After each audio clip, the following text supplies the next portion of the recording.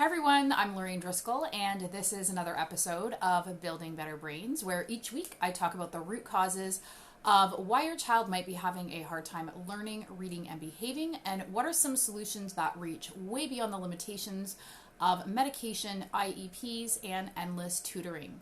So I didn't do a live last week because I had laryngitis and could not talk, so I still have a little bit of laryngitis and a cough going on, but I want to talk about what I was hoping to talk about last week, and that is brain organization. Previously, I talked about why there is so much overlap and multiple diagnoses, and how both nutrition, gut health, and weak connections in the brain can contribute to all of this overlap as an underlying cause. But today I want to get more specific into brain organization itself. So I want to start off by telling you a story about a mom who I was talking to a few weeks ago who was really discouraged because her 11-year-old daughter now was just diagnosed with dyscalculia on top of years ago being diagnosed with dyspraxia, dyslexia, and ADHD. And this one added diagnosis just devastated her daughter, who felt like, what is wrong with me? Why is there so many things that are, broken? And then the mom was overwhelmed because she said, we're already going to an OT for the dyspraxia and the sensory processing. We're seeing a doctor for the ADHD. We have a tutor for the reading, and now we need a tutor for the math. And this all boils down to the frustration that I see when we treat these disorders as individual problems happening in kind of a vacuum or completely isolated from the rest of the disorders or issues. And the big thing is to recognize, and this is what I explained to mom, that the brain is not a car engine. It's not like if the part of the car that operates the windshield wiper breaks, that the rest of the car will run smoothly and you're just not going to have wipers that are working. The brain, one aspect of the brain influences the other. And science has proven what we've been saying for decades. Whenever there's a child who has a learning difficulty or something of the sort, we'll say, there seems to be a real disconnect. And literally, there is a disconnection with these children when they have these various learning and behavioral difficulties. There's either weak connections, disconnections that are just totally disconnected, or brain disorganization.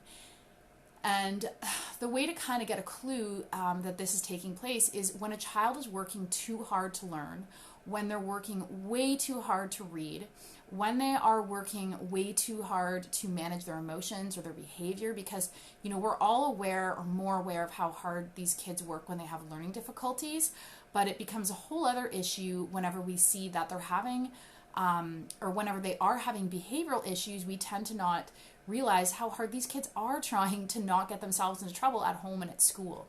And all of this boils down to areas of underdevelopment and disconnection in the brain. And what that basically means is that there's areas of the brain that are not communicating very well with one another. So that could be, what I frequently see, the left brain is not communicating very well with the right brain, or one side of the brain is overdeveloped. And so basically, yes, disconnect and disorganization. And just to kind of touch on the fact that that diagnoses of these different childhood disorders has absolutely become epidemic in the last 30 years or so. And I've talked about why that is in previous videos and so forth, and I'll talk about it again. I'm not going to get into that today, but there's a really deep flaw in viewing these disorders as individual disorders that occur in isolation from the rest of the brain, because they are the rule. Multiple diagnosis and overlap is the rule. It is not the exception. And to me, this rule only further illustrates or proves, and not just for me, I should say, the research has shown, this rule only further illustrates that it's a whole body-brain disconnect. Definitely, there's a biochemistry issue, which I talked about as well, but there is a brain disorganization that is occurring in terms of why there is this overlap. If they were true disorders, and I hate to use that term, I don't want to, suggest that they're not true disorders or they're not really happening. But if they were like chicken pox, they wouldn't so frequently happen in multiple diagnoses, and this child has like ADHD, dyspraxia, dyslexia all at once. That situation would be the exception, but it's not. It is the rule.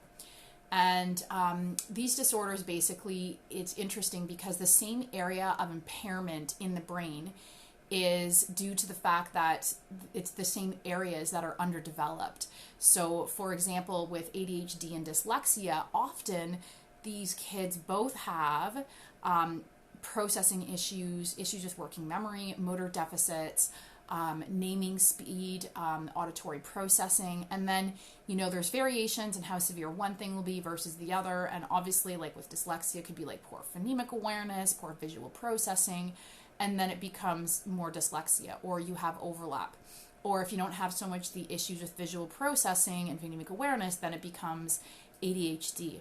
And the root of all of these disorders start in common areas of the brain, the sensory motor system, and all of that ties into also the auditory and visual systems. So what's really important to understand, with no mom guilt attached to that, is that the sensory motor system develops most rapidly during infancy, and the brain grows to 90% of its full size in the first 3 years of life. So that really goes to show that all of these infant movements that can seem so trivial to us and just kind of cute and so forth are like insanely important for our children's brain development. So if that's kind of can be discouraging and feel like, oh man, my kid maybe didn't get enough sensory and motor stimulation, or they were so sick that they, they skipped this milestone or whatever, please don't go down that path. This is not about mother guilt or mother shaming, but it's just understanding that the body and the sensory motor system develops the brain. And Dr. Dorman and Dr. Delicato were doctors who also were very much became aware through their research of the impact of this, motor development or motor activation, if you will, on the brain and so forth. So that connection between the body and brain is well documented, not just by these doctors, but by many other experts in the field of neuroscience and so forth. And what these doctors found is that when the body moves in certain ways, specific areas of the brain are activated or and then eventually developed. And the key for it to become developed is when the movement becomes consistent and repetitive, and this then begins to build strong connections and even new neurons, which is amazing because we can even see that occurring in patients who have dementia, so they're elderly, and we all think that, it's all downhill. And these patients made significant recovery with their dementia once they started doing a movement therapy program. And not only did they make recovery, but their brain scans showed more activity, more connections, and even the growth of new brain cells. So going back to these doctors, Dr. Dorman and Dr. Delicato, what they found is that infant movements are key, and that when they were working with brain injured patients, who had lost, the basic skills that are acquired in infancy, they thought, if we have our patients do the same movements as infants, maybe we can retrain the brain. And this was a really, clever hypothesis that actually yielded amazing results. Most of these adults did regain their skills by simulating the movement that infants do. And so that just goes to show the impact of what can seem like really trivial movements and exercises and so forth. So stimulating the sensory motor system, the bottom line is stimulating that system is where brain development and better or optimal learning occurs. So starting in infancy, that's where the brain development occurs. And there's a mountain of evidence showing that movement develops various areas of the brain, like the sensory motor system, as well as visual processing, improving auditory processing, all of that type of stuff, which I'll get into another day.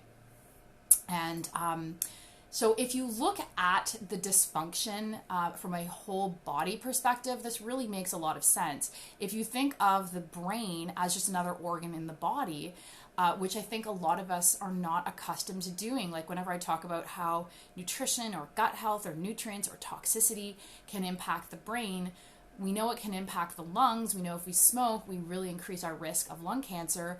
So why do we seem to think that the brain is just kind of cut off from what we're putting in our body? And so basically these disorders are not some isolated situation, or it's not occurring in some isolated part of the brain that is causing these learning or behavior disorders. There is an overall dysfunction. And the common approach often involves, dyslexia, the symptom is, these children have a hard time reading fluently. Or ADHD, this is, connected to focus and impulse control and maybe daydreaming. And dyspraxia, we know, is coordination. And autism spectrum, well, those symptoms are sensory input and difficulty possibly with socialization and learning ability and so forth. And we're tackling each issue as if it is separate, when really what's required is a whole body, whole brain approach that addresses the overall dysfunction that is triggering the overlap. And so this begins with reorganizing the brain and addressing those areas of underdevelopment, via the sensory motor stimulation and the exercises, of course, like I've mentioned before, the nutrition, the gut health, addressing food sensitivities and all of that sort of stuff. And so what I'm really passionate about focusing on is correction rather than compensation. So it's been, and this strategy of correcting, which does take more consistency and more time, and is definitely not something that a teacher can do with 35 kids in her class who have all these different needs. But we do know that the correction approach does work better. There's been peer-reviewed studies on this, as well as just tons and tons and tons of case studies from teachers across North America who have applied these approaches with phenomenal success. And so when we focus on nutrition and gut healing and better brain organization, these kids have the potential to not only improve, but to possibly even overcome their challenges. And to me, that is so much more empowering and hopeful than just compensating and doing modifications and so forth. So if you found this video helpful, please share, and feel free, if you want to learn more about my program, Reading Rockstar Bootcamp or the Full Potential Clinic, where I combine nutrition with cognitive therapies and so forth, like I'm talking about today, you can email me or message me and we can book a free 20-minute consult. Thanks for watching.